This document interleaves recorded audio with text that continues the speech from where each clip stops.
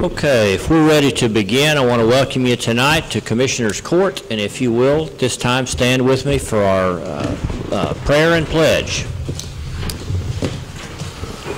Dear Heavenly Father, we thank you for this beautiful day, and we just thank you for giving us the health to be here at this meeting. We're thankful, Lord, for the folks that take an interest in our county government that have attended tonight, and we're thankful for this Commissioner's Court and for the job that they do, and we just turn over this agenda now to you and ask that your will be done and that you would use us, Lord, to accomplish your will, whatever that might be.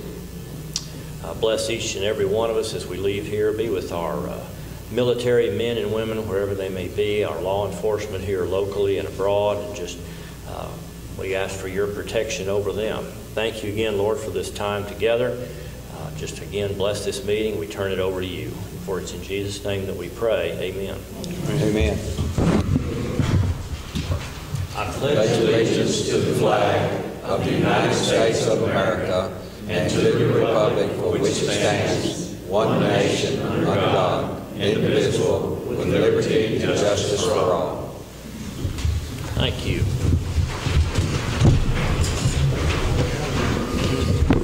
Yeah, it's on. All right, again, welcome. Tonight is March the 24th. This is our second meeting of the month, our evening meeting, and it's about 6:05. And we will get started here with item number 1, public comments and/or requests for information on non-agenda items in accordance with Section 551.042 Texas Open Meetings Act. Have we had anybody sign up to speak this evening? Anybody like to speak at this time? All right, item number 2, consider and possibly approve minutes from our March 7th regular meeting. That was 2 weeks and 3 days ago. Judge, I'd like to make a motion to approve minutes. Second. All right, thank you very much. I've read them over as well. All those in favor and approval, say aye. Aye. Opposed? Thank you, Joyce, for getting those minutes together. Item number 3, presentation by Samantha Miller, Chief of the Winfield Volunteer Fire Department. And Samantha, we welcome you up to the podium. Don't mean to embarrass you or put you on the spot, but we thank you for being here. You're welcome. I'll turn it over to you, and you can get things started. I asked you to be here after we had a presentation, or not a presentation, we had a discussion a couple of weeks ago about the status of the Winfield Fire Department. We wanted to be sure that you knew that the Commissioner's Court supported you and wanted to help in any way that we can, and just to find out how things are going, what help you might need from us, and to make sure if there's any questions that any of the commissioners had for you, and just to be sure that we have an understanding of what we each need. Okay? I'll turn it over to you. Right now, our fire department is looking at 6 total of volunteers, 3 inside the Winfield city limits. The rest are paid firefighters that either work in Mount Pleasant or Mount Vernon. Right now, Brush 82 is fixed. I'm going to be picking that up from Jerry Clark. Tri-Lakes and Jerry Ward. Tri-Lakes and Jerry Clark both worked on that, so Brush 82 is fixed. 81, that has brake problems, tires, the pump doesn't work. The tanker, in good condition. The volunteers is mainly the main problem right now. That's what we're looking at. The trucks are up, the main 2 are up and running. Okay. How many volunteers do you need to make this a good situation? We have 14 on a roster. I haven't seen 14 come to a meeting in over a year and a half. I've seen maybe a maximum of 4. So, as the new chief, what is your plan to get those numbers up? I'm going to go to door if I have to. Right now, I've had a few people interested. They want to sit down and talk about it, but I know as soon as I tell them everything that it requires, it's a lot of training, a lot of hours, it's a lot of time away from your family. It's not just like it used to be anymore where you could just get on the truck and go. So. Well, before I ask you some more detailed questions, what do you see as the future for the fire department? Do you see yourself being able to lead this group and to get things rebuilt? Do you see us needing to take alternate course for any reason at this time? Right now, I don't see any reason to take alternate course. Okay. I'm not going to say that in a month or two that I could get it to where it needs to be. No, probably not. Okay. And I'm not going to promise that I could in any way. I may not be able to, but I can promise that I will do my best. Will you keep us informed as soon as you are at a point where you're a bit nervous and you need somebody else to step in? And I'm not sure that we have the answer either, but I mean, worst case scenario, we'll figure out an alternative if we need to. Yes, sir. But we're going to be dependent upon you to, voluntarily give us that information rather than us, having to come to you and, and we're not going to bug you and quiz you all the time. But I know that there are some guys that are in this line of work that are there and more than willing to help you if you'll let them. Chief Banks have already offered to help as much as they can. So. Okay. All right. Any commissioners, before I keep talking, have any questions here for Samantha? Judge, Samantha, I want to thank you personally for stepping up to the plate. And and I'd mentioned this last time we were in court, that we might want to go house to house handing out flyers and stuff. Mm-hmm. And I have a group of young men that said they would help in any community affairs, anything in Titus County. And I don't mind telling you, it's Coach Homer out at the football field. Yes. They're going to be at Heritage Park. Okay. And helping with a program there this next month with young people. But if you want to do flyers, say one Saturday or something like that, I think we'll have the manpower to help with that. Okay. And I think more than anything else, we just need to inform people this is your fire department. Let's work and get it back where it needs to be and go from there. But we do have some people out there willing to help if you want us to. Yes, whatever you want us to do, we'll work and get it done. Okay? And again, thank you for stepping up to the plate. Are you the one getting the bank statement done? Are you handling the Kip Namor is the one who usually does all of our, I know what's in the accounts, I know everything like that. I mean, I have access to it, so. I'm curious who you got that's on the signature card. I mean, we're still sending out some money every month, so. Yeah, there's only one active member, and that's Kip that's actually on the bank account.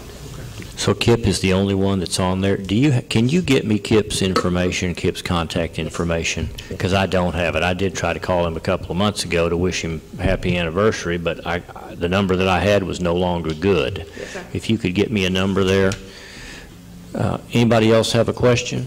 I've just got a few miscellaneous notes here that I'd written down that I'd like you to address, and if you don't know the answer, you can get back to me later. The status, you were going over the status of your equipment. What else did you say still needs some work? Brush 81. I mean, it works, it runs, but the pump, when you use it, the air compressor backs up. It's an old CABS unit that they're really not worth anything. So. What is your plan there? We're planning on replacing it. Not with anything special, but it will do what it does. Replacing a component or the whole vehicle? No, just the pump. Okay. Do you have money to do that? Yes. Okay. And what did you say about the tanker? It's in perfect condition. The only thing is right now is getting somebody licensed to drive it besides. Okay. How about all of your equipment, mostly radios? I know that's something that seems to... I can tell you how many we have missing. And how many would that be? 8. 8 radios missing. Out of how many? Mobile and in truck, 24. Okay, so about a third of them are missing. Got any ideas where they are? Some of those may have been missing for 3 or 4 years, and no one ever said anything about it. Okay. You say, since we're down to such a low skeleton crew now, and you've had as many as 14, what about the security on that building? As far as, do you need to change locks at this point? The locks were changed after Mark left. How long ago has that been? Kenny came in on the 7th of month of 7th of last year, so a month before that, so he left in June. June of last year. You think we're okay with security-wise? Do you happen to know how many people have locks to that? There's 4 people that have a key. 4 people, as far as you know. Okay. All right.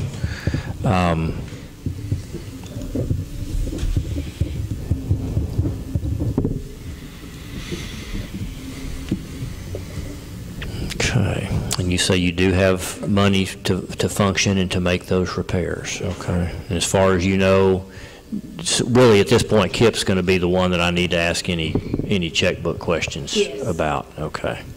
Okay. All right.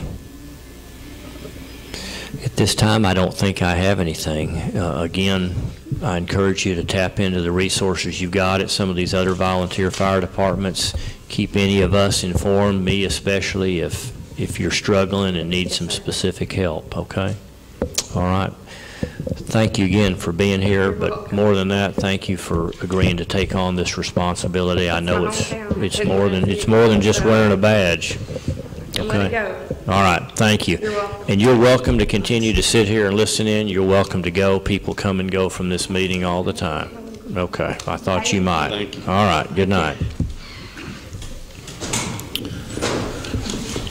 All right, item number 4, consider and possibly approve a proclamation proclaiming May as Motorcycle Safety and Awareness Month. I'm not sure that we've ever done this before, but I have got, what was the gentleman's name that originally contacted us?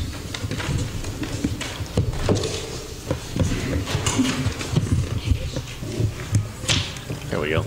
Paul Stenzel had originally contacted me a few weeks ago, and Paul's not able to be here tonight, but with us tonight we have Larry Horsley. Larry, if you'll just kind of wave your hand back there from the back, I won't make you give a speech. And Larry is with the Iron Apostles, and I don't know that this is not obviously just for their benefit, but this is for the benefit of anybody who rides a motorcycle in our county. And they were kind enough to put together this proclamation, and I'll read it now. This is a proclamation declaring May as Motorcycle Safety and Awareness Month. Whereas today's society is finding more citizens involved in motorcycling on the roads of our country, and whereas motorcyclists are roughly unprotected and therefore more prone to injury or death in a crash than other vehicle drivers, and whereas campaigns have helped inform riders and motorists alike on motorcycle safety issues to reduce motorcycle-related risks, injuries, and most of all fatalities through a comprehensive approach to motorcycle safety. And whereas it is the responsibility of all who put themselves behind the wheel to become aware of motorcyclists, regarding them with the same respect as any other vehicle traveling the highways of this country, and it is the responsibility of riders and motorists alike to obey all traffic laws and safety rules. And whereas urging all citizens of our community to become aware of the inherent danger involved in operating a motorcycle, and for riders and motorists alike to give each other the mutual respect they deserve. Now therefore, I, Brian Lee, County Judge, do hereby proclaim the month of May as Motorcycle Safety and Awareness Month in Titus County. Further, I urge residents to do their part to increase safety and awareness in our community. Dated this 24th day of May 2014. Any comments or questions about that? How do y'all feel about supporting this? Make a motion, we approve it. All right, motion by Commissioner Hinton to proclaim May as Motorcycle Safety and Awareness Month. Second by Commissioner Hockaday. All those in favor say aye. Aye. Opposed? And there are none. Thank you again, Larry. We appreciate you being here. If you would like to get back with Paul and tell him that I'll be happy to make myself available for a photograph, or if you have a camera with you tonight, I didn't know what the situation. All right, would you like to do that tonight? Sir, I'd also like to say thank you for your help and your support. Thank you. Y'all want to come on up here? I assume you'd want to be in the picture with me, right? All right. All right, put my head on them. Yeah, you can do that. I'm trying to think, hey, Lou, could we borrow your seat there and let me sit down there and take a picture? Just to give us a price back across here. I'm going to close this window so it doesn't make a flare. If y'all want to come stand behind me or something like that, that's the way I usually say it. That's all I need to tell you. Why don't you come up, stand up here by me, while I sign, and who's taking the first one? Are you going to take the first one? All right, Lou, you want to do one? Yeah. Take the first, the other one.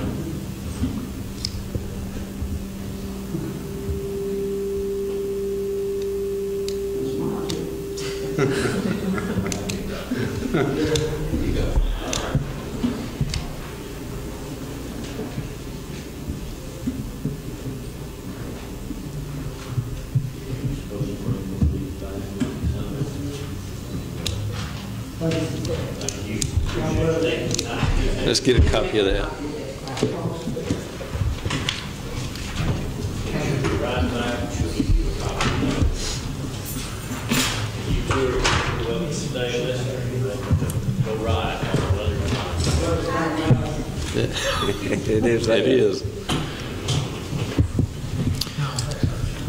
All right, moving on to item number, let me see if there's any readjusting I want to do here.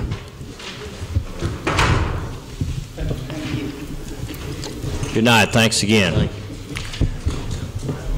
All right, item number 5, discuss and possibly take action on plans to renovate the vacant space at the courthouse annex to accommodate the adult probation department. We tabled this from a couple of weeks ago. We're only talking about adult probation space, and Chris Basham is back with us tonight, and I had a chance to visit with Chris and the folks from adult probation today, and it seems we found some things in the demolition over there that have caused you to have to alter your plans, but it looked good to me, and it might even be a teeny bit cheaper. All right. Chris, you've got the podium up there. We finished the demolition. We haven't been up there to look at it. It's quite a large space. We were surprised.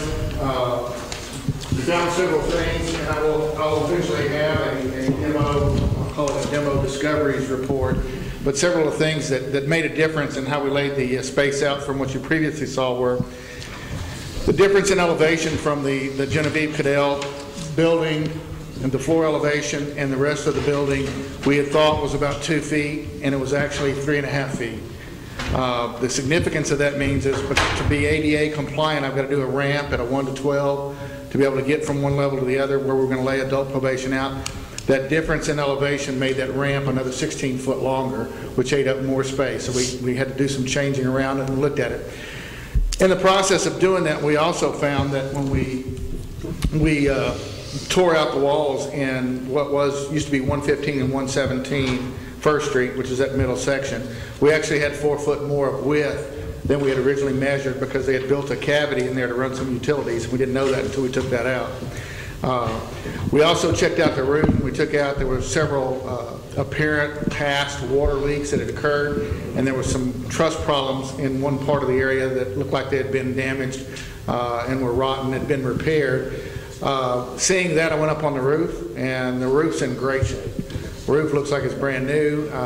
From reports, it looks like it was put in about 4 years ago. It's got a 20-year warranty on it, so the roof's in really good shape. So, and just to confirm, after we had everything taken out and the space cleaned up, we had that big rain that weekend, and there were no water leaks inside there. So that was very good news.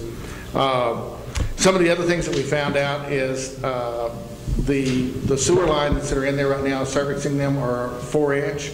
So to put a new public restroom in there, we'd have to put a new water line in. So I've rearranged the site to reuse the existing water and sewer lines. So the restroom that's in adult probation right now for their urine testing is exactly where the old one is. But it'll be built handicap accessible, but we'll reuse the drains, reuse the water, so we won't have to put new water lines and stuff in. We also found there's the east wall of that space is a really nice old brick wall. We've had all the plaster taken off. When the asbestos was taken off, the plaster was taken off. We had it washed down with the demolition, and it's really nice brick on the east wall. The west wall, however, has had years of water that had settled into it, and the grout in the brick. When you're talking about the west wall, you're talking about, kind of give them, yeah, I know that Okay, if you look at the drawing where it says reception and waiting, You're talking about the wall that right now splits that vacant area, That's correct. not the west wall that's right next to the street. that's correct. Okay. We're talking about that middle wall that splits the two areas over there, where you see the reception and waiting here. That wall along there has had some past water leaks, and that water settled in, made that mortar really brittle. When we were punching holes in the walls, we were pulling bricks out by hand. That's how brittle that mortar was in certain places where those water leaks were. So my recommendation earlier was we were going to try to take that plaster off of that wall. I'm recommending now we don't take the plaster off, because it's keeping that wall together and keeping that mortar from coming out. So it'll still support the load. It's just if we start punching holes in it, I don't know how brittle, how big and how far that problem goes. So part of the reason this new layout happens is I don't have to punch holes in that wall. So that's a good thing there. So we save money on having to punch holes. We save money on having to do the ramps. And we will now no longer redo the Madison Street side. The original plan was to have the entry into adult probation off of Madison, which is directly across the street from the, I don't know what that building's called there. Where the, Ratliff. Yeah, the elections office Ratliff and building. the other building. So now the entrance for adult probation is in a better location. It'll actually be on First Street, right across from the courthouse. So they'll actually come in there. The other things that we found when we pulled off that old metal canopy, there was a wood frame structure under there, and the original canopy was still there. It was supported by the metal pipe and the holders. However, they were pulling out of the wall. And on the far west end, where it went around the corner, it was about to fall. In fact, when the guys were cutting it out, it actually fell just about the time they were cutting it out. So if we'd have gotten a good strong wind at the right place, that thing would probably come down earlier in a dangerous situation. So it's a good thing it's not gone there. It's now gone. The other thing we found is when they built that canopy originally, they didn't build it on the outside of the wall. It's actually built through the wall. So when you see over there, we've cut off the rafters in the thing, because if I had pulled it all the way out, I'd open up the wall. So we just cut it off right at the wall. And what we'll do with this project is rebuild that front wall. So that was something that we weren't going to do when we had adult probation back in the corner. But now that we're going to go all the way from the back of the building to the front of the building, then that whole front wall will get rebuilt with this project. So that'll be included in the price. We had previously, with everything, about $231,990 was the estimate. About $220 was the actual work for adult probation, with another $12 on there for what might have happened on Madison Street. I'm suspecting that we can do this for about $20,000 less than that now that we've taken out the ramp, we've taken out punching the holes through the walls, we've taken out having to put a new drain line in for a bathroom. And we've made the layout and the design a lot simpler. There's a lot of straight walls and doors. We will be building these walls soundproof. And I was explaining to the judge and to the adult probation guys how we do that. And we basically build a 6-inch wall with staggered studs so that the sound doesn't get transmitted, so that there's more privacy in these offices with the adult probation. The area is all secure, and that's the other thing that's about this that works a little bit better too, is all of the probate officers and the reception and the meeting places are all in a secure area now. So the probationers, I get the right word now, the probationers are not roaming around the hallways in an open space. They're actually secured into the probate office. I think that's about it. There's several other little things that we found. We did explore in that back corner. Looked like there was an old dock door behind the air conditioning units. We took it off, and there was an old dock door. So that's that 3-foot difference between those buildings. And if you go on back on the back side, if you get over there and look inside from the Genevieve Cadell building, there's a really nice old brick arch that was there over that door. Not that we can use it for anything right now, but it's a really nice piece of brickwork that was done over there.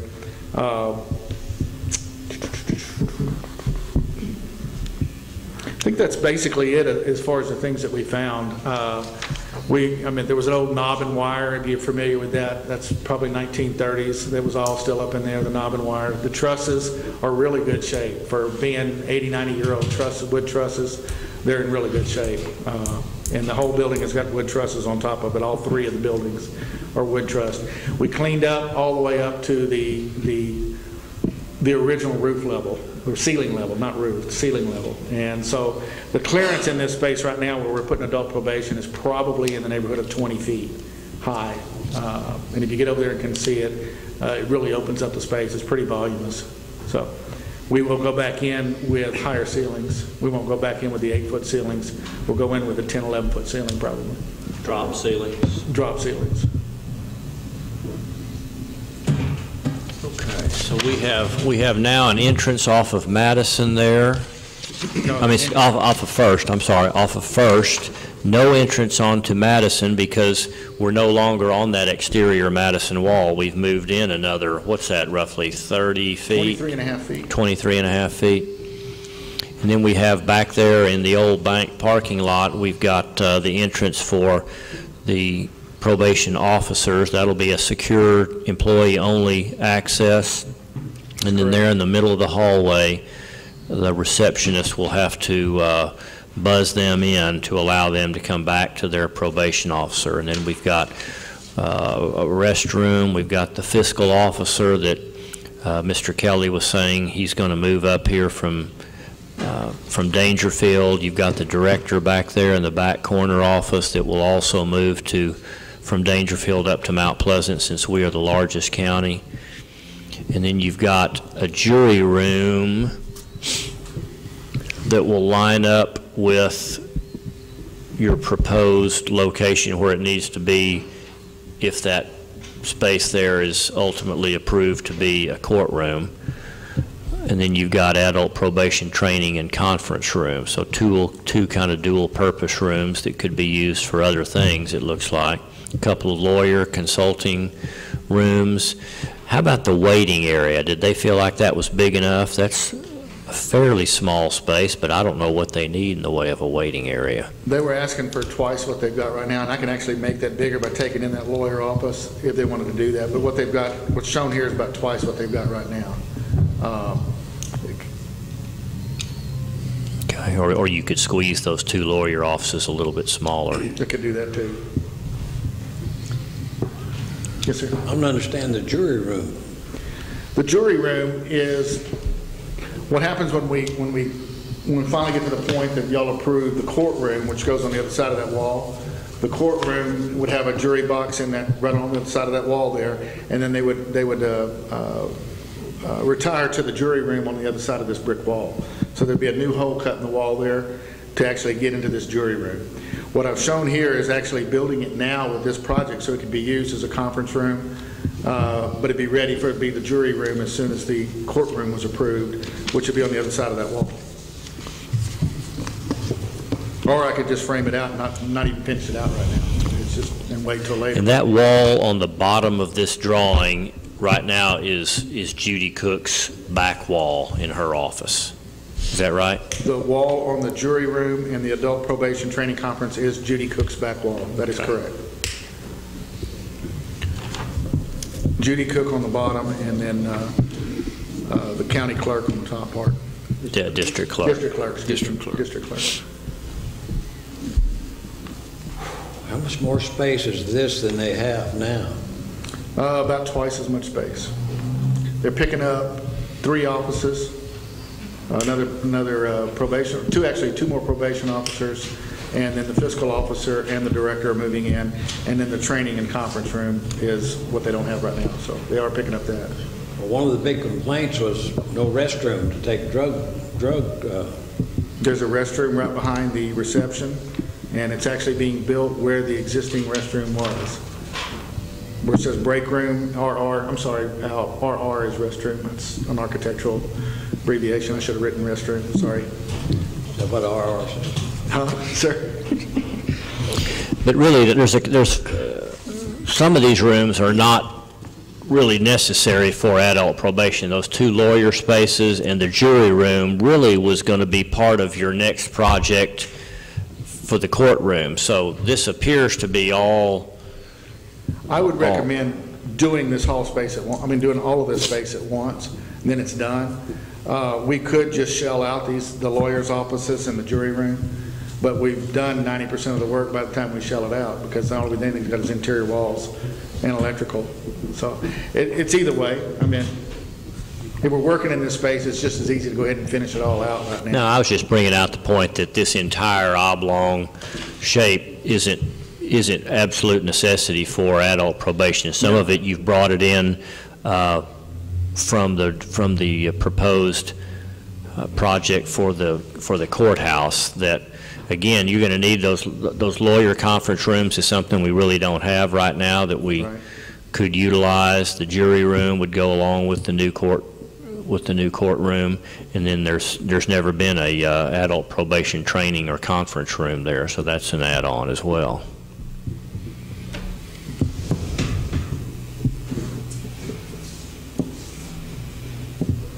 We also, so I was going to say, when we did the demolition over there, we recovered three-ton air conditioning units too. Two of which look like they're pretty new and they're reusable. The third one will have to be serviced to make sure it's reusable, but those three-ton units will be reused in this space, so we won't be buying those. And that would actually heat and cool everything but the jury room and the training conference room, is that right? That's correct. Now, what I would recommend, though, since we have the extra units, if if y'all decide to go ahead and build the jury room and the two lawyers' rooms, go ahead and put that second air conditioning unit into the HVAC space here, and so it'd be available to go ahead and cool those spaces separately from the adult probation. A 3-ton unit will cover the adult probation, but it's going to be a little light to cover the whole space. Oh, okay. Yeah, I agree. Okay. I see your HVAC room now. I see it.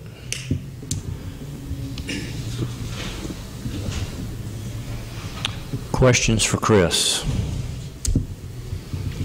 They did do a real nice job on that demolition. They cleaned up very well over there, so that was a good group. Days, which was half the time that they had proposed. I mean, they washed the walls and washed the floor. There wasn't a piece of sawdust in there. They came in and got started at 7 o'clock on the first morning and worked till 7 o'clock every night for 7 days straight. They knocked it out. I've never seen anything like it. They filled up 15 of those 40 cubic yard dumpsters.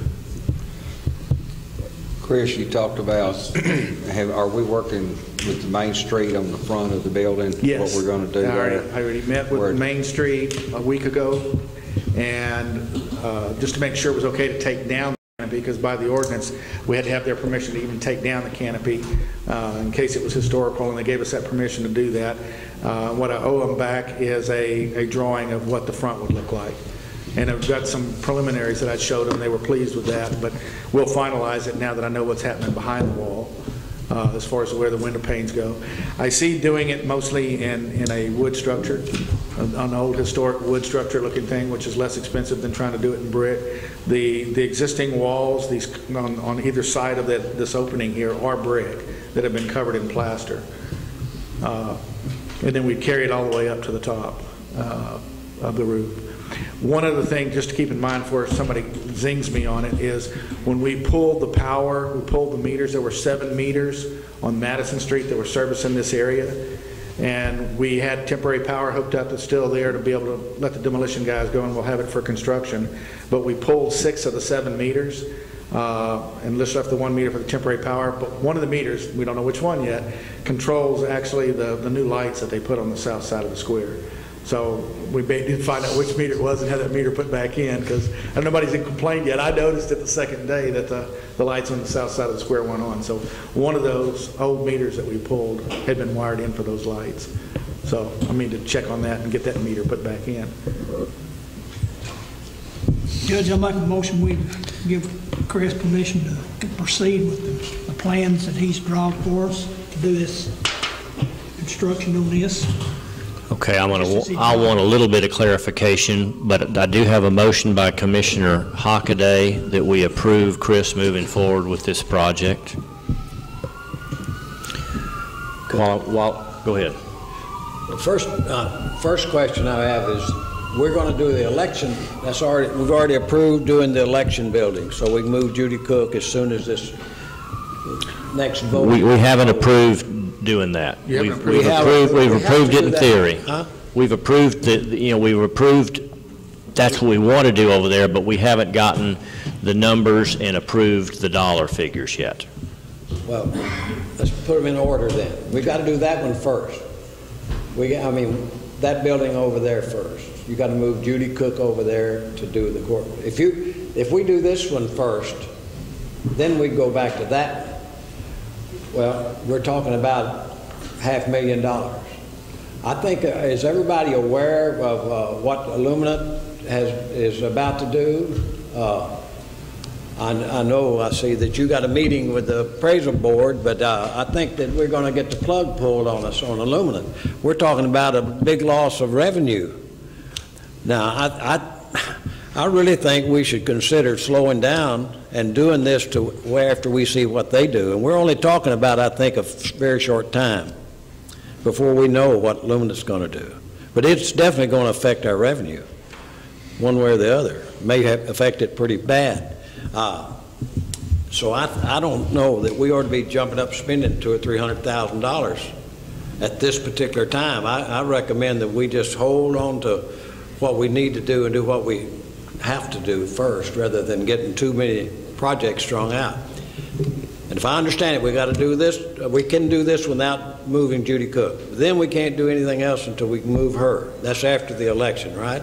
And then we got to build a courtroom. This all started because we needed a courtroom. We're talking about $1 million before you know it. So I don't know. I don't think it would be very smart to start doing this right now. I think it'd be. We keep hollering about we need a courtroom. I don't think we need a courtroom. You're probably right. But anyway. You know, you're talking about hiring some more people when you do that courtroom. So right. That could be way down the road for a time.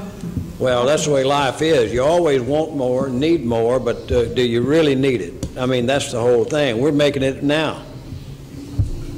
And to jump up and spend $1 million, I don't know. I don't think it's very wise. Be using good judgment at this time. I think that we need to kind of hold our cards close to our chest right now. Talking about the space that's left there in this annex, you've got that 3.5-foot lower portion back there. What are you thinking is going to go on back there? I think we go back to what we had originally talked about when we were going through all the different iterations of stuff, and at least half of that space could then be used for Leonard storage for elections administration. I would take that back corner over there, and we're going to take out those windows anyway. They're single glazed old jalousie windows. We'll take that out and actually put a roll-up door in there so you could actually get that equipment in and out from the street level, and just back it in there and take that stuff out. It's about 1,200 square feet, which is way more square feet. I mean, that's as big as the space that Leonard's going to be in when he's all done. So he doesn't need all of that space for storage. But I'd take maybe half or a third of it and set it aside for storage for that equipment instead of trying to put it back in the law library, and then open up that rest of the space, open it up for, you could lease it out to somebody or just hold it for county use later on. But it would have to have an entrance off of Madison Street. Otherwise, you ever look at the back of the building, back of the, over there where he's at, see about putting something outside there, put that stuff in instead of them wagging it back and forth across the road? As an architect and a planner, I would not recommend putting a metal building over there where you've got the brick. It's just kind of unsightly in an area that's there.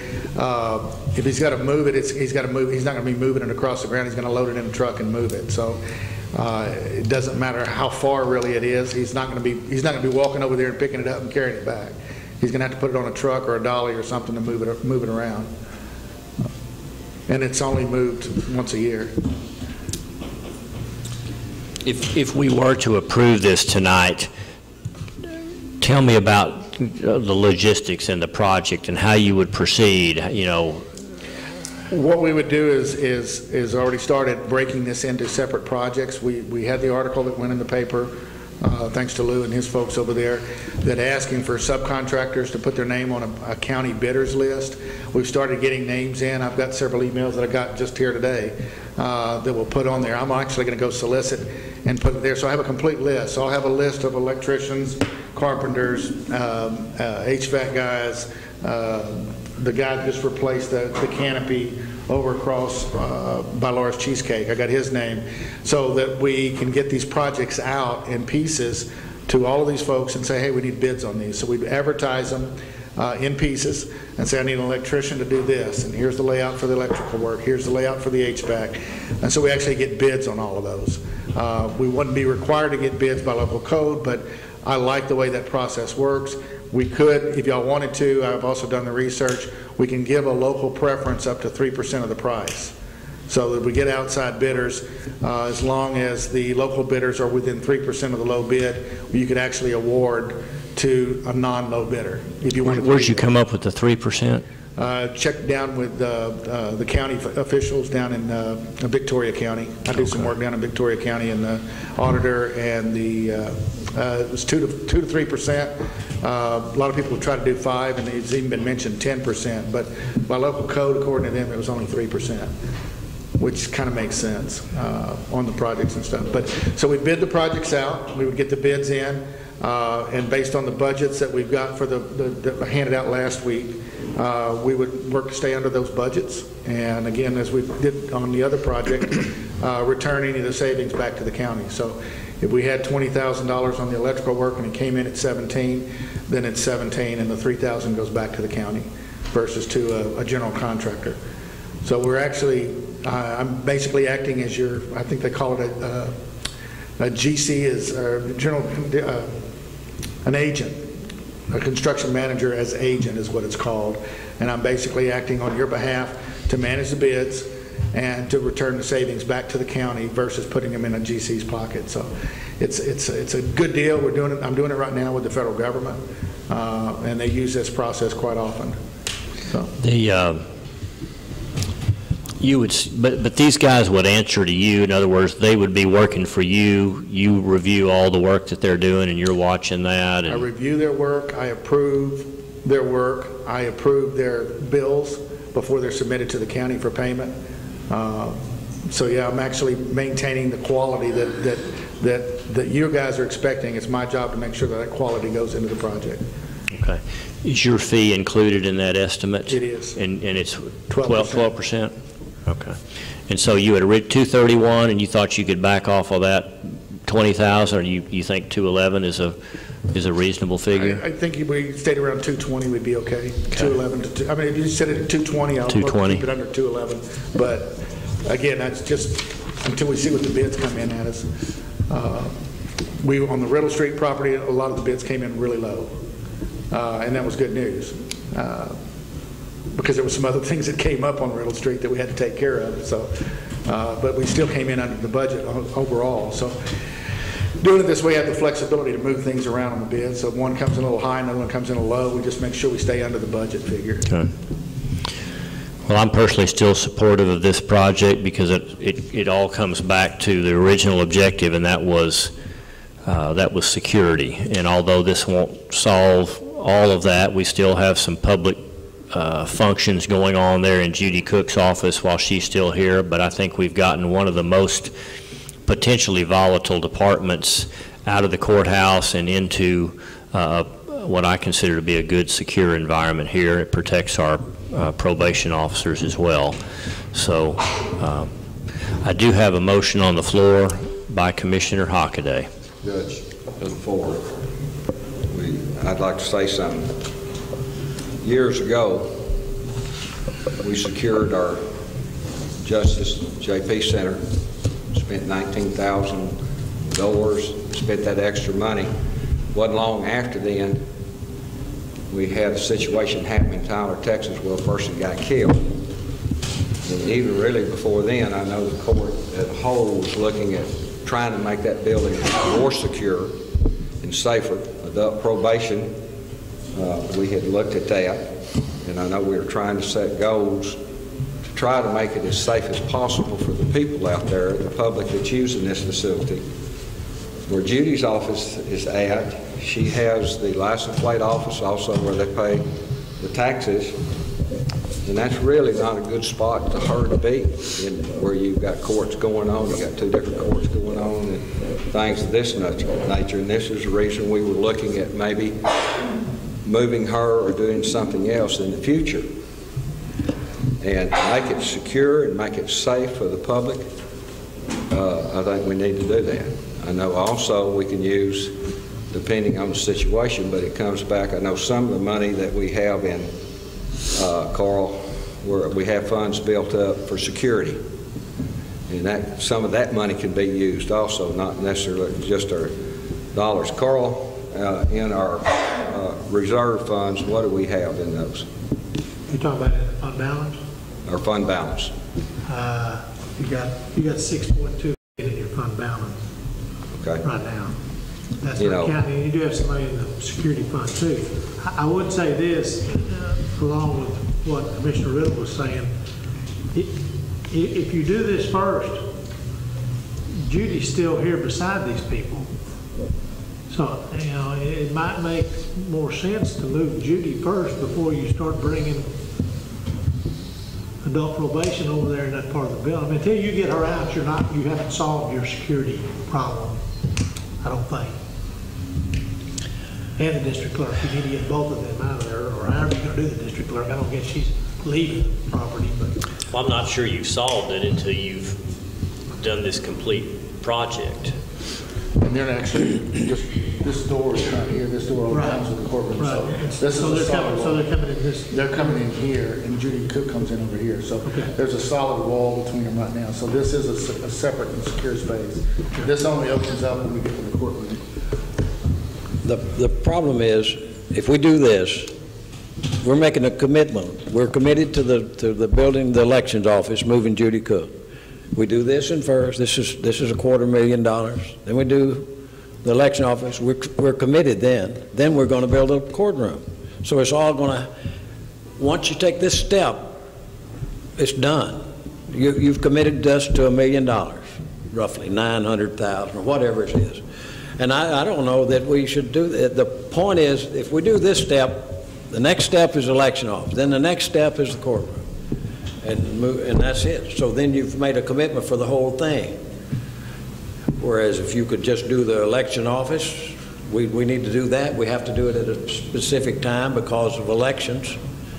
And then count our money again. I mean, I know we got reserves, but I hope that, God, we always have some reserves. Yeah. This is my objection to doing it right now. What has changed from now to when you were supportive of this project? I'm still supportive of this project. Okay. I mean, it's just a matter of aluminum. Okay. Actually, is one of my biggest things, and concerned about making the whole commitment. I think that... And I agree with you. I don't think you shouldn't look at this as a standalone project. You should look at this realistically with, you make this commitment, and yes, you're committing to the rest of it too. So that he makes a good point. Well, I talked to a representative from Aluminum, and they cranked up all 3 generators the first of this month, and they said they would be running all 3 of them through October. So I know they're going to be running the units because they said they were. All right. Any other discussion? Again, I have a motion on the floor made by Commissioner Hockaday to approve Chris to move forward with this project at about $220,000. I second. Second by Commissioner Hinton. All those in favor of this motion say aye. Aye. Aye. Opposed? Aye. Nay. All right. Thank you. Chris, we appreciate it. I know you spent a lot of time with those guys in adult probation, but I was there, and I believe that they are pleased with this. I think it accomplishes the objectives that, I originally set out to deal with, and honestly, this is done cheaper than I thought it could be done for. That opening up that building over there with the demolition really helped get a feel for really how simple the job's going to be over there. So, thank you for your work. You've got a budget that you should be giving now. You approved the budget for this project, is that right? Sir? You've approved the budget for this. $220,000. And Yeah. you've got a breakdown for me there. And you don't have to give me right now. That's safely headed. And Chris, if you get surprised with your budget and you're not able to keep it in line, let's commit to coming back here before we move forward. Okay. Okay? All right. Thank you. Thank you very much. All right, item number 6, consider and possibly approve district judge's appointment of county auditor. Do I have that? Okay, and this is a 2-year appointment? Yes, here it is, 2-year appointment. I'll read this appointment of county auditor coming from our district judges. Whereas the Office of County Auditor of Titus County has heretofore been established in conformity with law, it's the duty of the district judges having jurisdiction in Titus County, Texas, to appoint a county auditor. Whereas the compensation of the county auditor for Titus County, Texas, has been set by law. Now, therefore, we, Robert M. Ralston and Danny Woodson, judges of the 276th and 76th judicial districts, the courts having jurisdiction in Titus County, Texas, do hereby appoint Carl Johnson, Jr., a qualified person, as county auditor of Titus County, Texas, and he shall, before entering upon duties of said office, take and subscribe the oaths prescribed by law and set forth in section 84.007 of the Local Government Code, and enter into a bond as therein provided, payable and conditioned as prescribed by law, and upon qualifying shall hold said office and discharge the duties thereof, unless sooner discharged, for a term of 2 years, beginning March 1, 2014, and expiring February 29, 2016. The salary for the Titus County Auditor shall be paid in equal monthly installments at the end of each calendar month as provided by law, and the said Carl Johnson, Jr. shall perform the duties prescribed for the office of County Auditor and be subject to the provisions of law respecting his duties and tenure of office. This order shall be duly filed and recorded in the minutes of the 276th and 76th District Courts of Titus County, Texas, and be certified by the clerk of said court to the Commissioner's Court of Titus County, Texas, which shall cause the same to be entered in the minutes with the appropriate order directing payment of salary. Witness our hands at Mount Pleasant, Texas, this 27th day of February, 2014, signed by both district judges Ralston and Woodson. Make a motion to approve Carl. Okay, motion by Commissioner Hockaday for approval of this appointment, and a second by Commissioner Fields. All those in favor say aye. Aye. Opposed? No. All right, we have one opposition by Commissioner Riddle and 4 ayes. Item number 7, consider and possibly approve financial statements and independent auditor's report for the year ended September 30, 2013, presented by Lanny Walker. Lanny was here at last month's meeting. We had not, I had not allowed for any action to be taken at that time, so after his presentation from 2.5 weeks ago, I'm asking for your approval on the results of that audit for the year ended September 2013. Make a motion to approve financial statements. Motion by Commissioner Hinton, second by Commissioner Hockaday. All those in favor say aye. Aye. Aye. Opposed? Item number 8, consider and possibly approve a lease agreement with Workforce Solutions, Northeast Texas, on the Riddle Street property. We have with us Randy Reed tonight. And Randy, I don't think I've acknowledged you as the new top guy there at Workforce Solutions, and we congratulate you for that and glad that they came to that conclusion. I was certainly hoping that they would.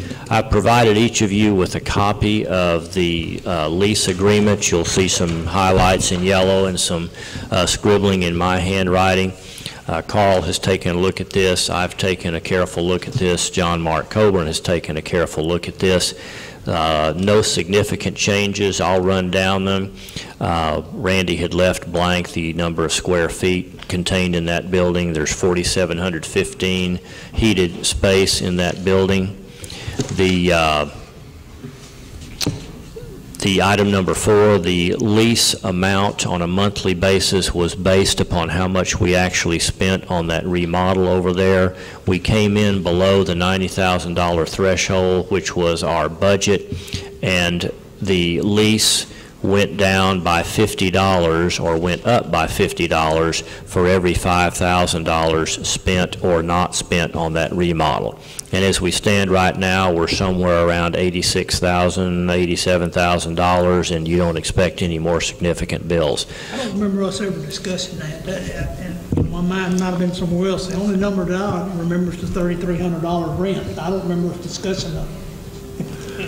Yeah, there was a chart that I had put together there that started off, because it was going to be dependent upon how much they spent. If they decided that they wanted to spend more than $90,000, that rent stepped up in 1% increments. In other words, if they ended up spending $95,000, that rent would have gone up by $50. And in this case, I put in there a range, and we did approve that. That document is in the minutes. I remember now. That it went low, and it went all the way up to like $135,000 if they just wanted to do, you know, some additional work. But this was the target that was originally approved, and the work that was done was the work that was originally approved, and we were again able to get that done for slightly less than the approved budget of $90,000. And so therefore that makes the actual lease is going to turn out to be $3,250 rather than $3,300 because we did not actually spend $90,000.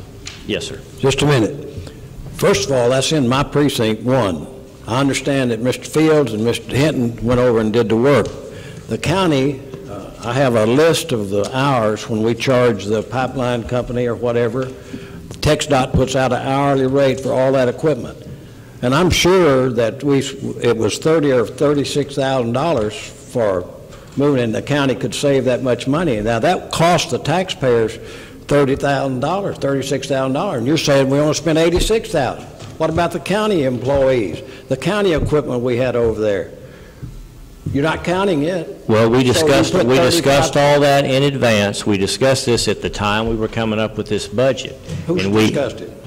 This court discussed it. Okay. And we had full discussion of that. That Fields would be the one that did the work. He volunteered to do it. He volunteered. That's in my precinct. You didn't volunteer to do it. I didn't think I had to. Well, I think that's a county piece of property. I don't think that that's necessarily should only be worked on by your guys. Either way. We'll never know how much it cost then the county cost. How much county employees' equipment was spent, we'll never know then. Commissioner Fields, you want to comment on that and give us a rough idea of what, how much you helped them? Okay, we graded the front of the building where the water would not run back to the building. Got a good grade on it. We took out the old concrete that was in front, and we took out concrete that was on the north side. We worked, I guess, about a day and a half, and I asked Philip to help us in moving the dirt and concrete, basically just getting the stuff out of the way where the contractors that was going to pour things and do things, and we took the front of the signs and stuff off the building across the street because it needed to come off there, and I think the city had talked to you about it, and you talked to me, and I help every chance I can or get. It helps the county, and I will continue to do that. Okay. Well, that is how we were hoping to hit our $90,000 mark, is by the county providing some of those expenses on that parking lot. Is that right? Okay. Anyway, moving on to item number 5. You can see there I've highlighted this lease includes a 3-year initial term plus 7 additional 12-month option terms. That takes it up to a total of 10 years. There is a CPI, cost of living adjustment that's built in here. The first adjustment will occur after that first initial term of 3 years. Then we will adjust for the increase in the consumer price index over that previous 3 years. Then that will be adjusted annually based on whatever that particular year's adjustment was. I think that's all the changes that I had made to this. And at my request, Randy has already begun paying the increased lease amount. In fact, their March 1 rental payment was $3,300, and he paid that in advance of us approving this lease, so we'll owe him back $50 on that. And going forward, again, we'll be at $3,250, at least for the first 3 years, at which time we'll look at any increase if there is an increase in the CPI. Chris, what was our total cost of the remodeling and the parking lot and everything on the contract? I think it was $86,090. If I remember right, I don't have the funds, but it was in that range.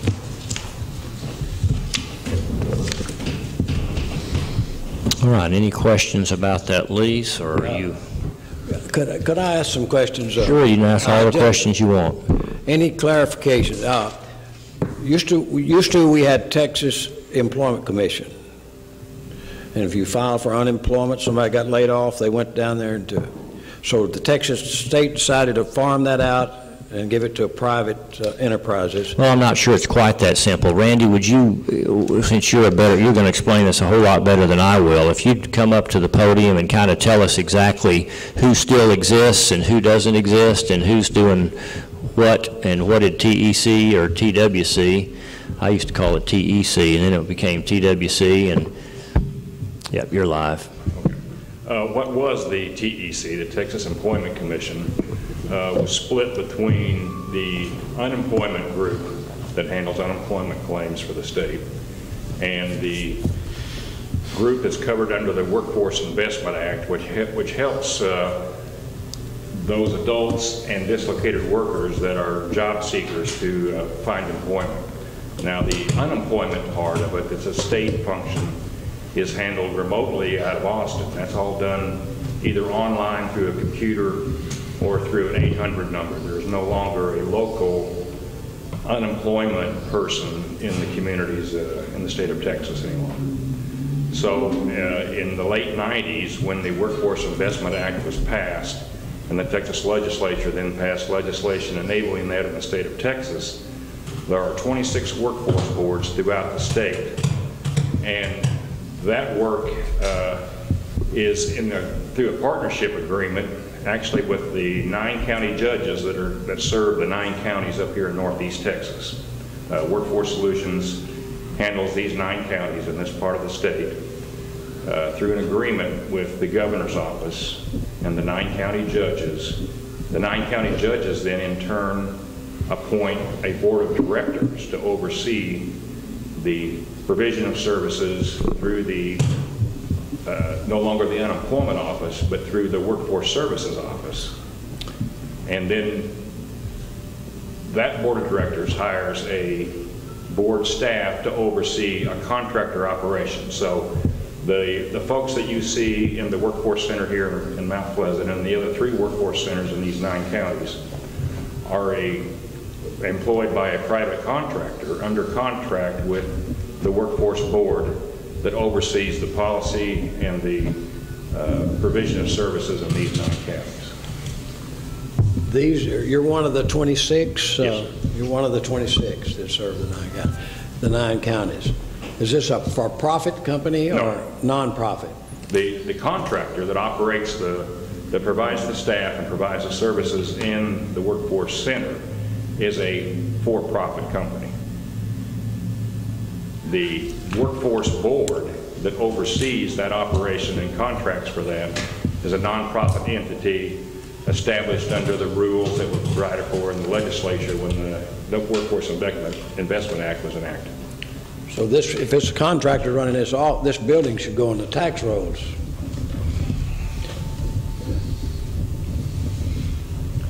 It's a for-profit company, contractor. He should be paying taxes. Well, it's not based on the tenant, it's based on the landlord, and in this case... Oh, the landlord, yeah, you're right. Well, I recommend we sell this building. Did that provide an adequate explanation of... Beg your pardon? Did that provide an adequate explanation of how the system works, so to speak? I know it's complicated. Yeah, go ahead. Yeah, please, I'm sorry. I didn't mean to interrupt you. No, I just wanted to know if my explanation answered your question yes, about it did. how the very much so. Yeah, organization structured. Thank you, Randy. I asked that question a lot of places, and no one told me. And I didn't understand what happened to TEC, and you made it very clear. Thank you, Randy. Let me ask you this real quick. I know y'all were looking for a building, and I know I was told that y'all were also looking at a building in Camp County and maybe some other places, and it could have been very possible if y'all had found a building that suited you. And everybody I've talked to, they like this location. But I think it's an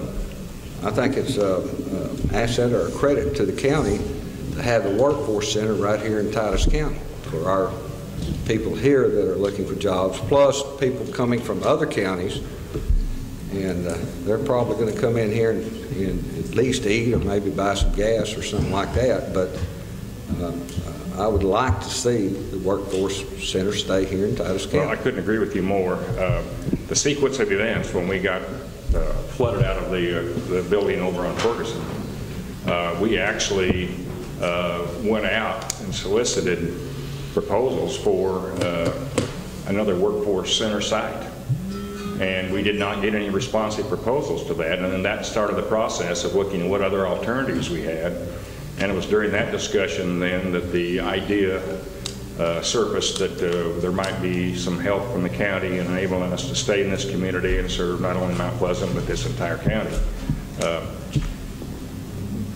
From the board's perspective, we view this as a very important workforce center.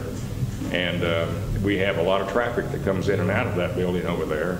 In addition to the folks that are looking for a job, we also provide opportunities for them to train at the Northeast Texas Community College.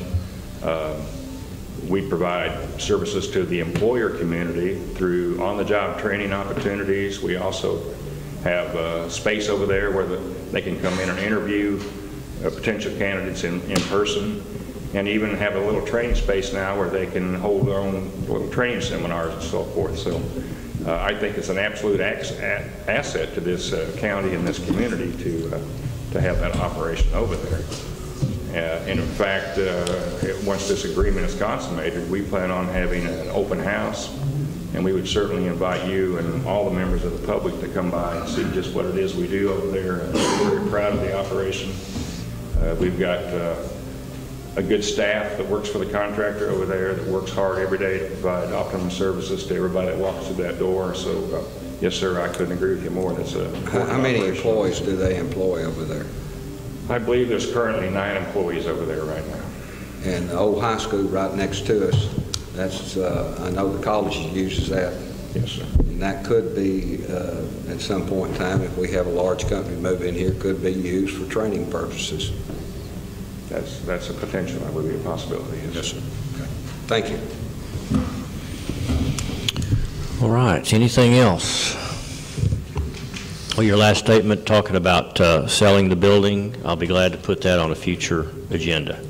Yeah, I think I'd like to sell it. I don't think the taxpayers should be in the real estate business.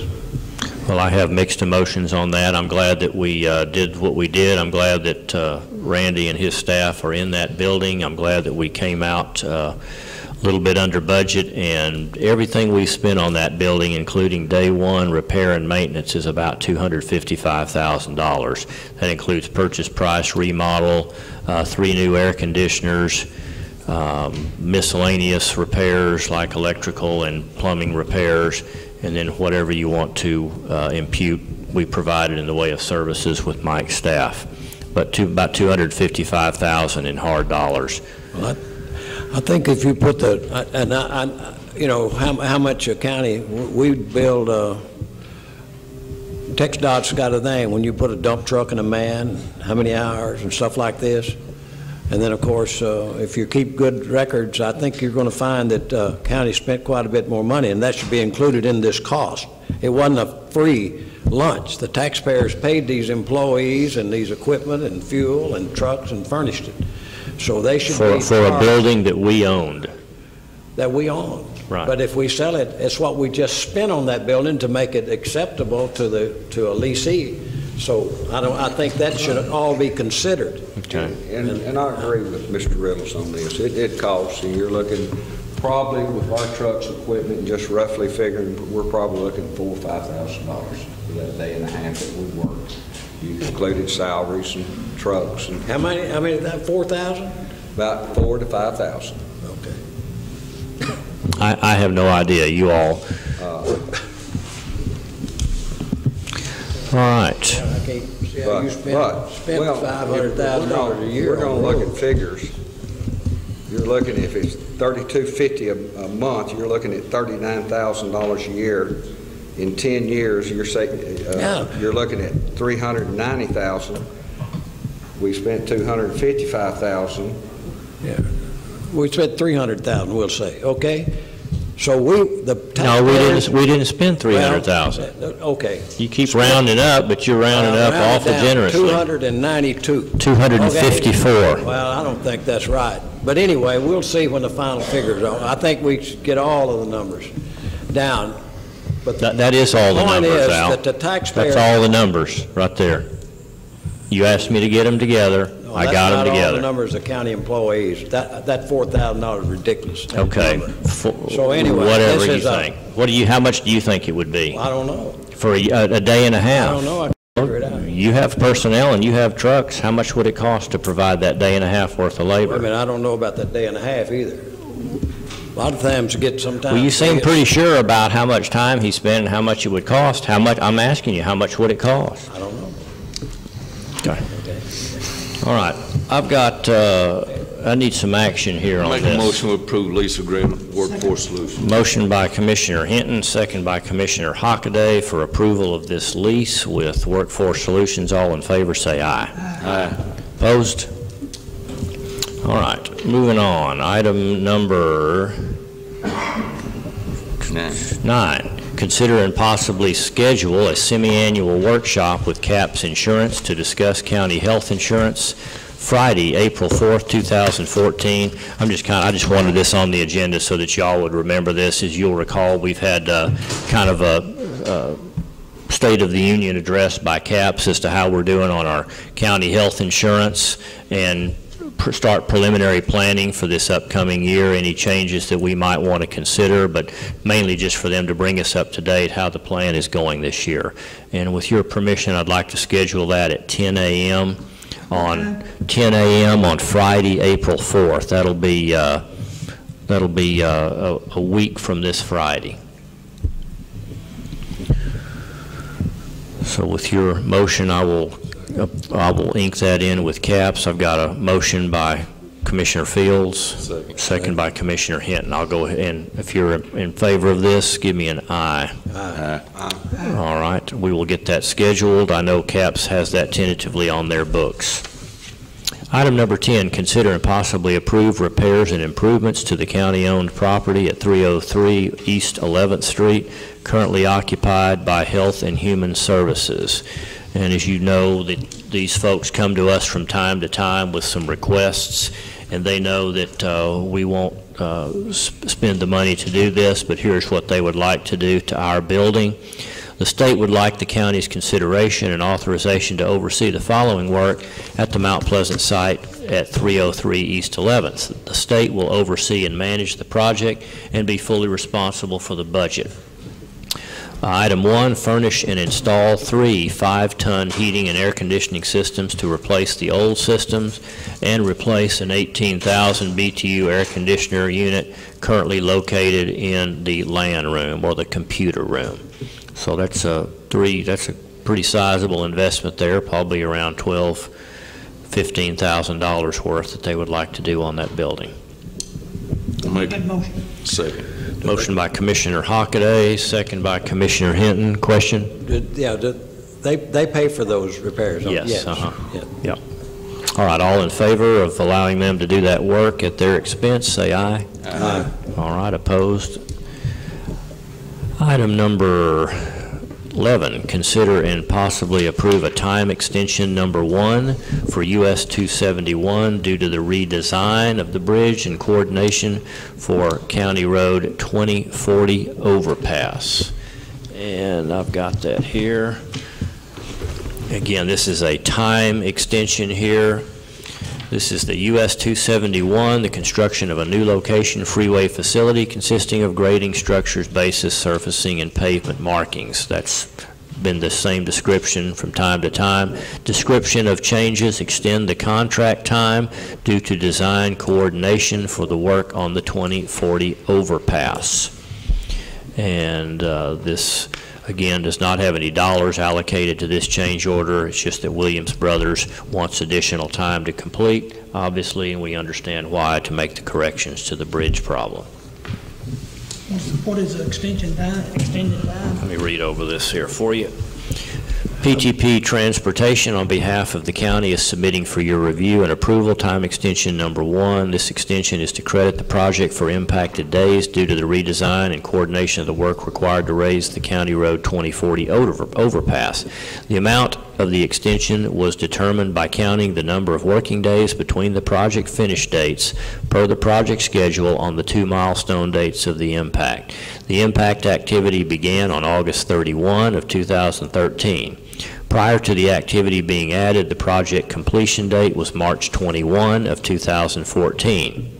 On February 10th, 2014, the ending date of the impact, the project was again analyzed. At that time, the completion date was determined to be July 23rd, 2014. The amount of time between March 21 and July 23rd is 140 days when counting per the project specification of the 6-day work week. So 104 days is the add-on, again putting the new projected completion date at July 23. So about a 3-month loss there. March, April, May, 4 months. 4 months, 104 days. I'll make a motion. How much a day? Sir? How much money is it per day?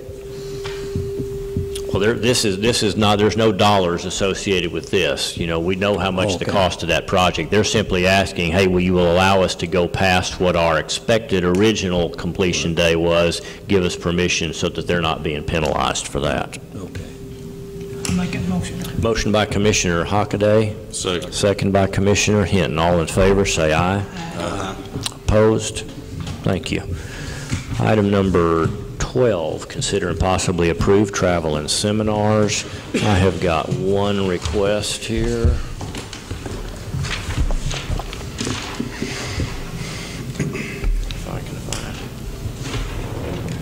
Thank you. This comes from our county clerk, Diane Norris, who would like to attend the county and district clerk's legal education annual meeting in San Marcos from April 23rd, 24th, and 25th, with travel dates beginning the day before on the 22nd and returning on the 25th. The cost of the registration for this event is $220. Total cost of meals at 40 per day is $120. And hotel, motel accommodations of $323.73. Estimated travel cost with mileage $387.07, or a total cost of $1,050.80. That is the only request that I have. Make a motion that we approve travel seminar. All right, motion by Commissioner Fields to approve this single request. Second. Second by Commissioner Hinton. All in favor, say aye. Aye. Opposed? Item 13, approve oral and written reports.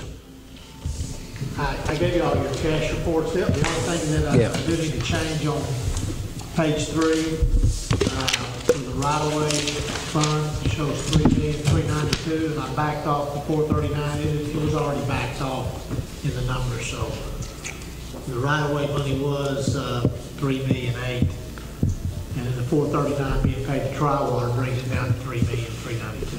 And I didn't tell you, there's a $43,000 engineering fee that's not included in this. I don't know whether you got it or not. I haven't seen that yet. Is that due to Tri-Water or going to Tri-Water? Okay, so that's not included in that bill? That $43,000 was not included in that bill. Okay. And we'll probably have some other, will we have some more utility relocation on that job? Yeah, we'll probably have, well, I don't know. Centerpoint said they had some. Then they told me the other day they didn't.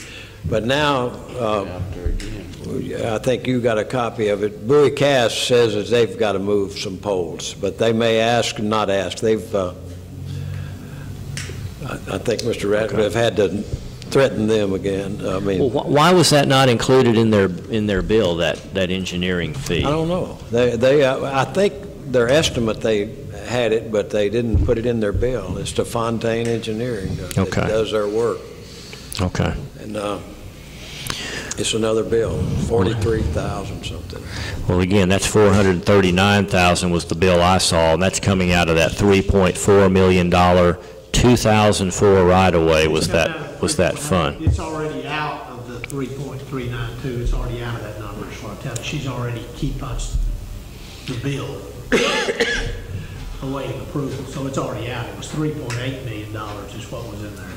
Oh, I see what you're saying. Well, okay, so that's an error, reducing it down to $2,952,000. Now I'm following you. Reduces it down to 3.392. Now I'm following you. Okay. A little more if there's somebody else that has. Okay. Is that tri-water too, the 43,000? That's what he says. Yeah, well, plus the 539, 439. They're going to be about $500,000 almost.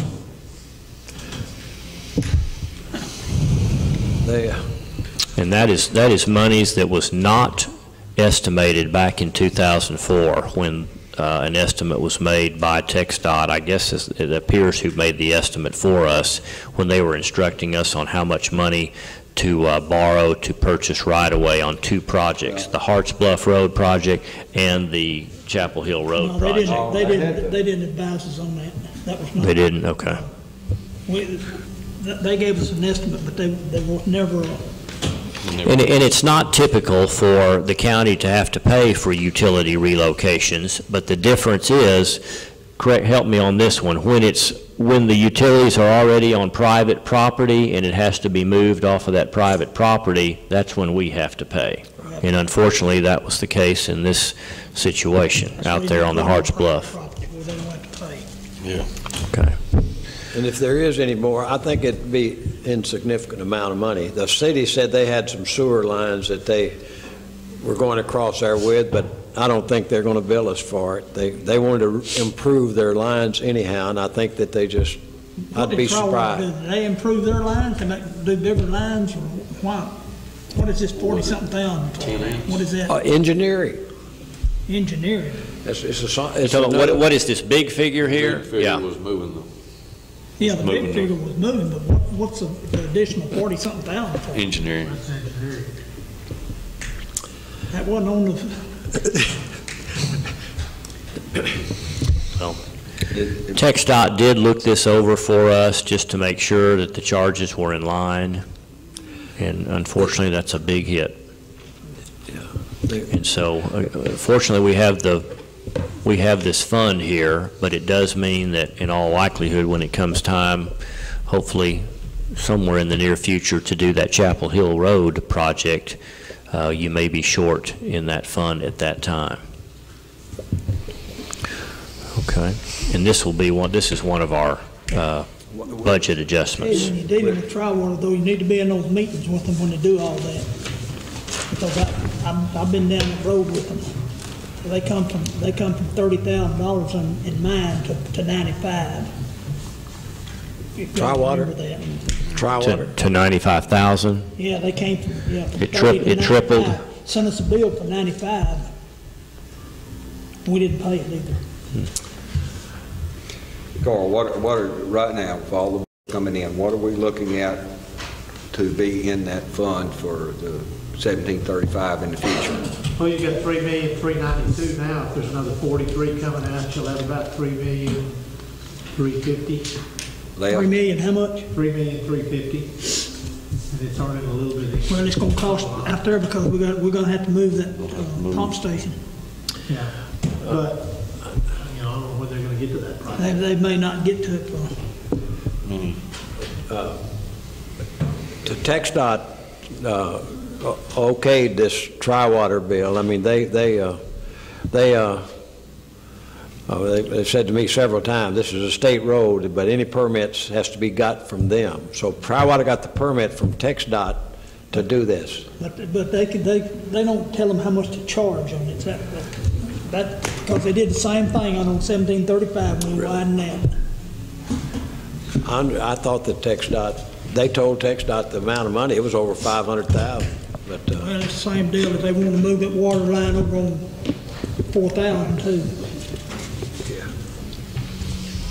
What they do is they come in and they improve all that. They put bigger lines. You're not paying for the same thing you got. Mm-hmm.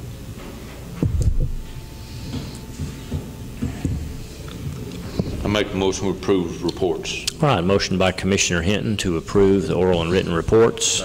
Second by Commissioner Fields. All in favor, say aye. Aye. Item number 14, consider and possibly approve the treasurer's report.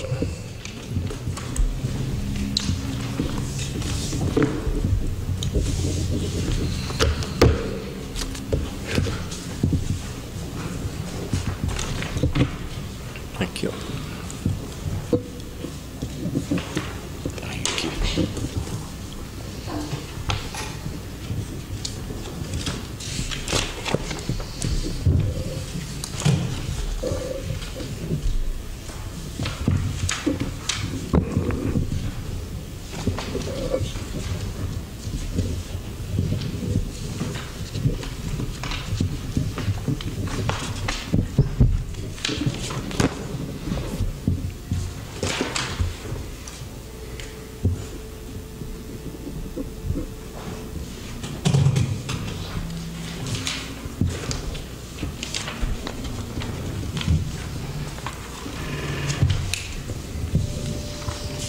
Make a motion to approve treasurer's report. Motion by Commissioner Hinton for approval.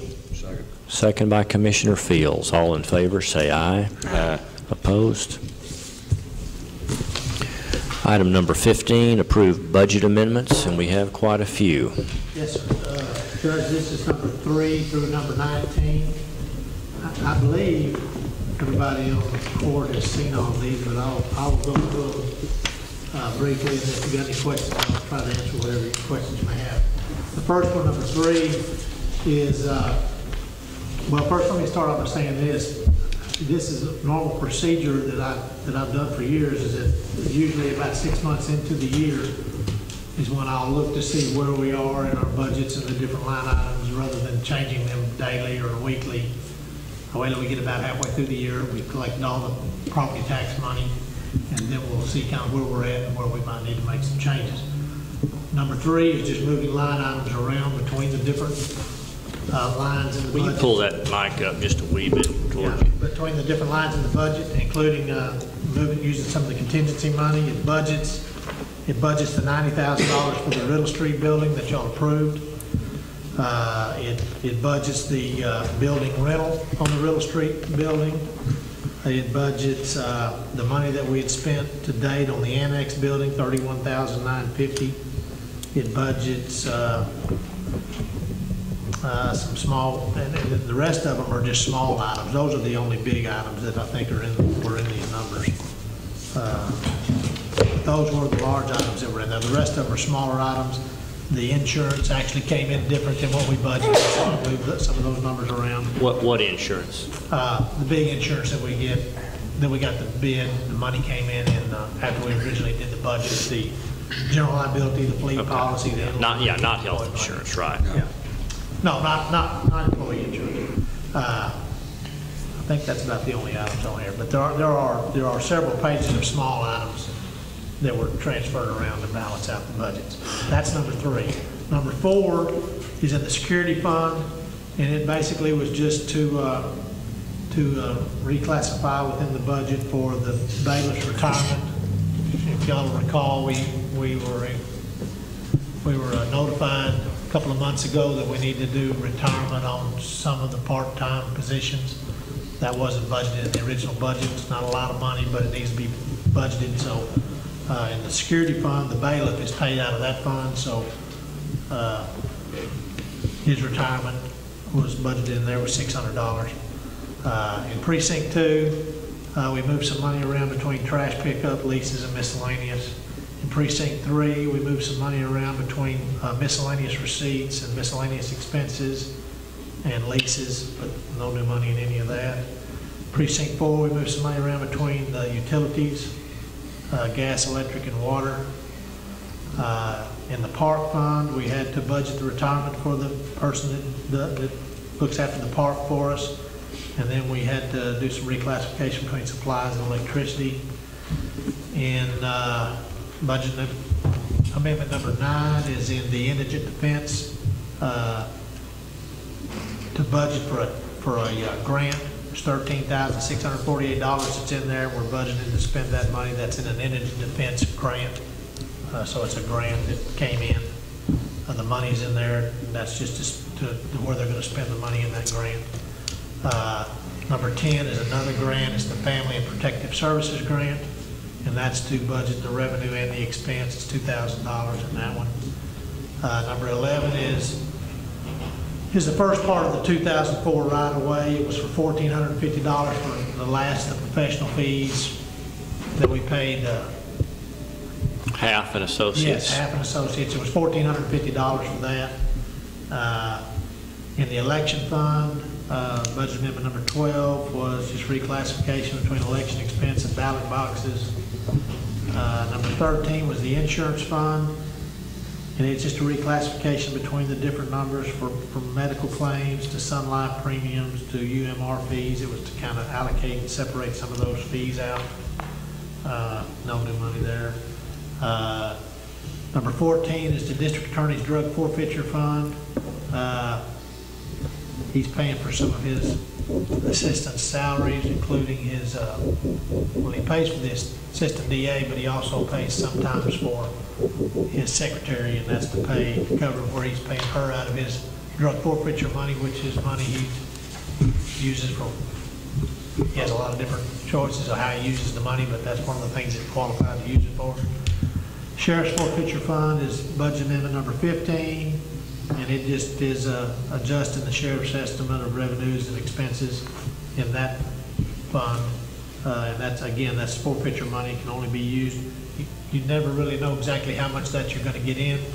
That's when they stop those people on the highways or the roads, and it's a drug deal, and they get to keep the money, and the money goes into a seized account for a while. At some point, when they go to trial, the court will give the county or the city, whoever it happens to be, a portion of the money. Some of the money also goes to the state when the person's found guilty. If he's not found guilty, I assume they give them their money back. Have they brought any new money in Yes, either? they brought have some more money in, especially in the district attorney's. His is the big one. Number 16 is loop construction. Again, that one we do pretty often. That's where we just adjust to whatever they're saying the budget is. It's got the contingency money adjusted down for the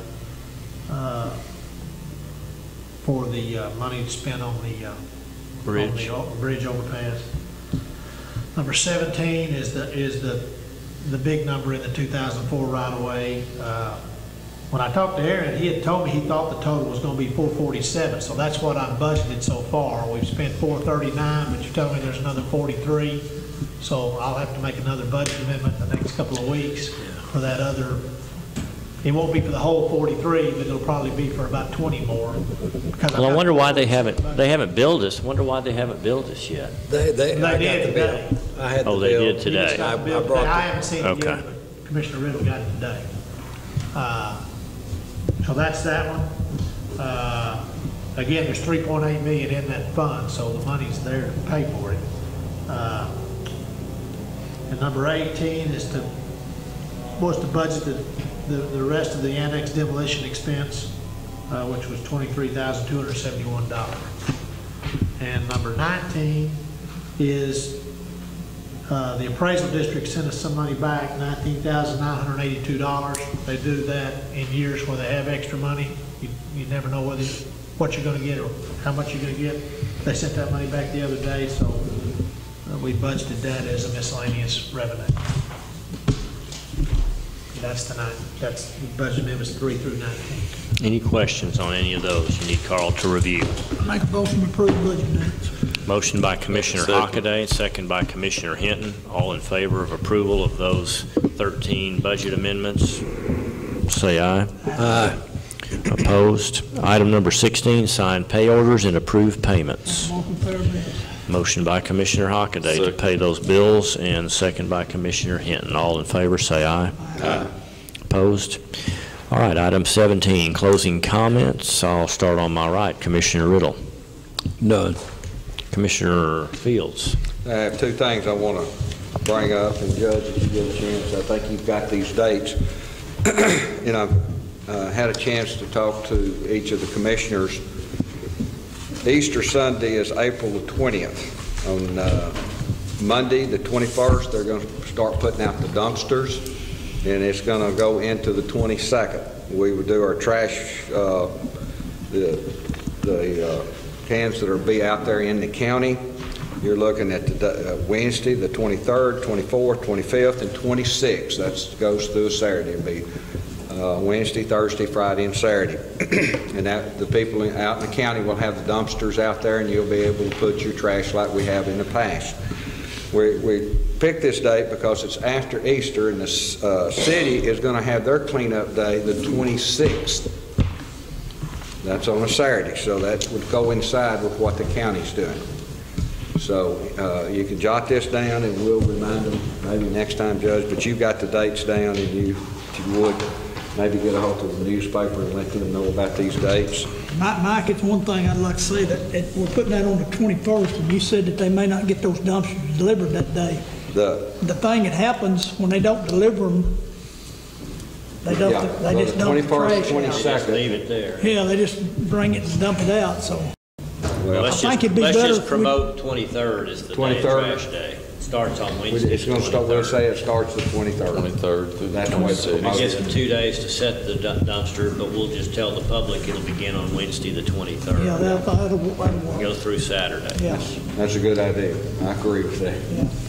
yeah, I had to pick it up every year. Yeah, they kind of get a little rush on them when they And don't the show up. city, their cleanup day is that Saturday, the 26th. That would be our last day. So the 23rd through the 26th is our cleanup day. Also, another thing, I want to invite everybody, the 29th, March the 28th and 29th, that'd be this coming week, Friday. They're going to have a kind of a school day, and kids will be going out to the Lake Bob Sandlin State Park. And then on the 29th, we're going to have, there's going to be all kind of things going on, Caddo Indian culture, Choctaw, Fort Sherman history display, Captain Williams Stroud, Doc Davis, Buffalo Soldiers. It's going to be really neat. If you've never been, this is our second year to have this. It's really went well last year. Also, we've asked Congressman Hall to be there. We're not sure if he's not going to be there or not, but we have asked him. He was there last year. But if you don't have anything to do on Friday or Saturday, especially Saturday, it's going to start at 10 o'clock. And they'll have hot dogs and the fixing and then they're going to have a special ceremony at noon. And they'll have a big old cannon they'll be shooting off, so get ready. It scares you when it goes off. But this is something we're trying to promote, and the people out in that area are really doing a good job promoting it. We really thank the park out there because it's all free. It costs absolutely nothing to get to go.